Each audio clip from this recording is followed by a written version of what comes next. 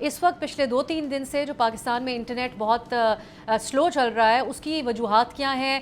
یہ جو جدہ میں سب مرین کیبل افیکٹ ہونے کی بات کی جا رہی ہے، آفیشلی کیا کمیونیکیٹ کیا گیا ہے حکومت پاکستان اور وزارت آئی ٹی کو؟ تھینک یو ابسا، بہت شکریہ. بسم اللہ الرحمن الرحیم.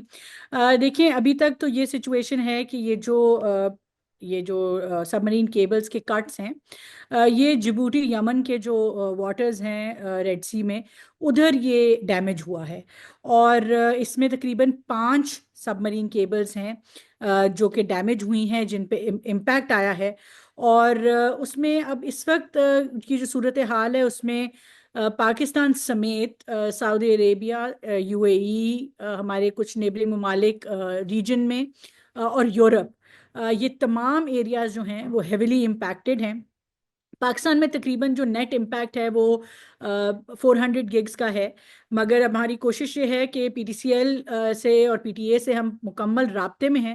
ہماری کوشش یہ ہے کہ ہم بیک اپ جو ہے وہ اس کو ایکٹیویٹ کر لیں.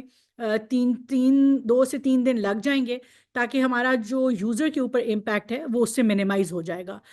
تو اس وقت تو یہ صورتحال ہے. ابھی ہم ایک ریپیئر کی کمپلیکسٹی ہے کہ ایک تو multiple cables at the same time وہاں پہ جدہ کے قریب امپیکٹ ہوئی ہیں، اور دوسرا یہ ہے کہ ڈپلومیٹک کلیئرنس ضروری ہے. آپ جیو پولیٹیکل سچویشن جانتے ہیں، وہاں پہ وہ یمنی ایک ہوتی کانفلکٹ بھی چل رہا ہے، تو یہ یمنی واٹرز میں ہے.